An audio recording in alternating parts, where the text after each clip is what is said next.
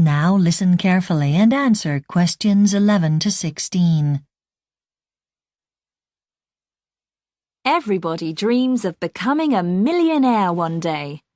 So we asked Arthur Knowles, who made his millions in the plumbing business, to give the budding entrepreneurs among you a few tips on how to make your first million. Arthur, welcome to the program. Thanks, Sue. So, Arthur, what advice do you have for our listeners? Well, one thing I've heard people say is that when you're starting up a business, you can't afford to make mistakes. Well, I believe in the old saying, a person who never made a mistake never made anything. You can't really predict when you'll make mistakes, and you have to look at them as a positive experience, and one that means you won't make the same mistake again. You need to be able to cope with the world of business. But according to recent American business school studies, believing in yourself isn't enough by itself to guarantee success. Confidence can be a good thing, but a person can have too much confidence. And people who try to learn to be confident by buying those How to Succeed books are just wasting their time. The advice given in these American studies was that being a successful entrepreneur comes down to having the right attitude. It's no good getting depressed every time something goes wrong. Always keep your goals in mind and never give up. And don't listen to all the people around you who say, "Oh, this will never work." One thing I've learned in business is that you don't have to be an expert in everything, like marketing, for example. When I started my business, I tried to do it all myself, but I soon realized that although I knew everything there was to know about plumbing, I didn't have much idea about how to sell my ideas. So I got someone who knew more about this to take care of the marketing side of things for me. And as for leadership, well, you've got to be someone your workers look up to because you've been seen to make the right decisions. You have to be able to control people, but listen to them at the same time. Some people are driven to make their companies successful, but that too often leads to a ruthless approach. Then there's the question of taking risks, even calculated ones. I personally feel it's actually better to tread carefully when it comes to taking short-term risks.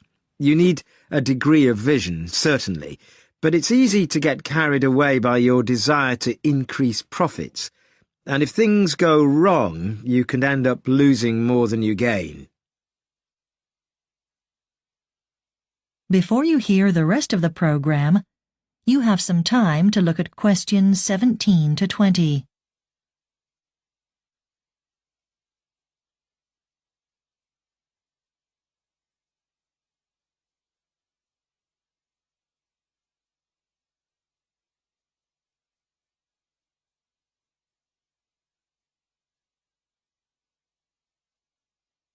Now listen and answer questions 17 to 20. So, if you have a great idea for a business, what should you do next? Well, the first thing to ask yourself is whether there's a need for your product or service. Can you cater for people's needs better than existing companies? You don't need to worry about whether it's original or not, because there isn't always enough of a demand for completely new ideas. And the second thing to ask yourself is not what colour should the packet be or how much should it cost, but do I care enough about this idea to dedicate the next 10 years of my life to it? Because realistically, that's how long it will take. Tell us how you got started, Arthur. How do you explain your early success? Well, I started my business just as the economy was going into a recession, which wasn't the best time, and I was lucky to survive, especially as the banks weren't being particularly supportive to small businesses at that time. If I'd listened to the business advice I was given back then, I'd never have got started. My strengths were that I knew I could provide a better service than my competitors, who really hadn't spotted the opportunities that were out there, and that my wife had a good job and was able to pay the household bills while I was getting the company on its feet. The first couple of years were very tough, but I knew I would make it eventually. OK, now we're going to take some calls from listeners. That is the end of Part 2. You now have 30 seconds to check your answers to Part 2.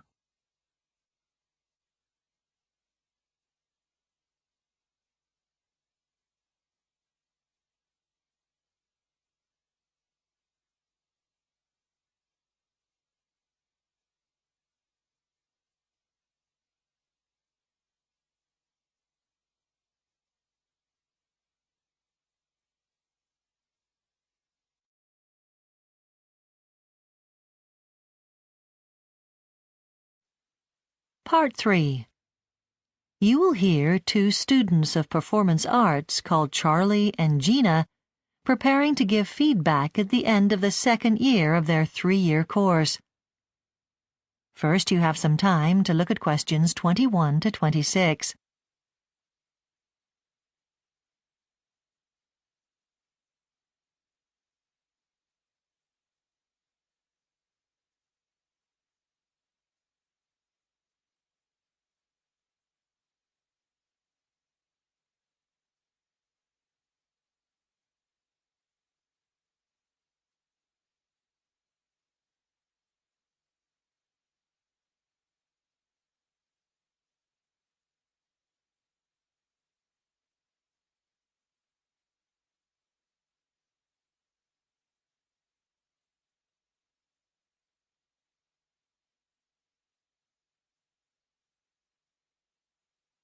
Now listen carefully and answer questions 21 to 26. So, Gina, we've got to give our tutor some feedback on how we feel about the course now we've come to the end of our second year. Is it okay with you if we have a chat together before we go and see him? Sure, Charlie. So, did you choose this university to do performance arts because it's got such a good reputation? That's what hooked me in. Well, there are other good places which I also considered, but when I looked into things further, I was impressed by the connections this course has with a whole range of theatres of different types. So, even though I was tempted to go and study abroad, I decided to come here in the end. And you don't regret it? No, it's been brilliant, especially the options this year. The body and dance option I did for this term has been particularly stimulating. I'm sorry I didn't go for that one too. But I did dance and drama, which was brilliant too. I think the most valuable option I've done was the movement analysis course we did in the first year. Absolutely. It's provided a great foundation for all our other work since then. So let's talk about our work experience last summer. You went to Finland, didn't you? That's right. I was at their National Ballet Theatre. I didn't get the chance to go on stage, but I helped out with sewing clothes for current productions and even with designing some for future shows. It was brilliant. I got to know a lot of students studying at the local dance school, and I may get the chance to go back there next summer. I've been offered more work at the place where I was working in Canada. Great. So what do you think you gained most from the experience? I think I've got much better at controlling my stress levels. For me, it was probably the fact that I learned a lot about collaborating with others rather than working independently. I was lucky to be able to do that in a situation that wasn't too stressful. Also, I had to organise my time well, but I've always been reasonably good at that. That's good. So we've got quite a few things ready to say to our tutor. It'd be a good chance to ask him any questions we have too, of course. I also think it could be helpful to discuss our future plans. For example, what we're planning to do our dissertations on. Sure. I was unsure about whether to focus on globalization in dance or on stage design. I did an essay on globalization in my first year and really enjoyed it. But then I saw a spectacular production at the Royal Opera House, and that settled me on stage design. I know another student who's planning to work on that too. so we can discuss things together a bit. OK, that could be useful.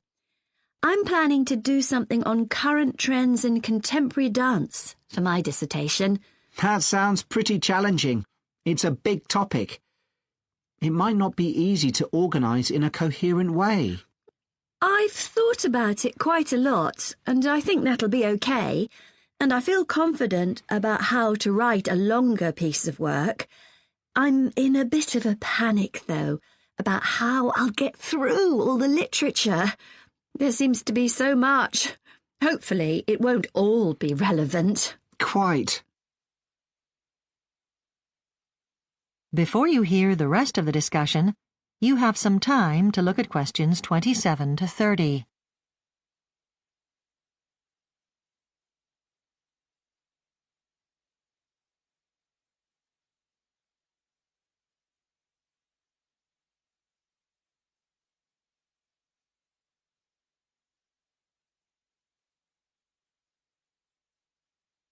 Now listen and answer questions 27 to 30. So have you made any career plans yet? I'm still undecided. I've thought about performance, of course. Yes, I think lots of graduates from here take that route. But it's a hard life, involving lots of tough, repetitive practice, as well as actually appearing on stage. Yes, but the performance I've met know that's essential for the job and say they wouldn't change what they do for the world. I know lots of graduates go into education, teaching at various levels, but that means doing some kind of post-grad certificate. But I think it would be interesting, rewarding work. I was wondering about theatre management as a possible option. That's what our tutor did before he got into teaching, isn't it? Yes, but he said he quickly realised it wasn't for him. He wasn't earning enough to live on. I can imagine his communication skills are better than his business skills as well. Marketing's a possibility, of course. Sure. I've read something saying it can be an interesting career, though I don't think many graduates go for this. But that might mean there's not so much competition, as in many other fields of dance. Right. So, now shall we make a list?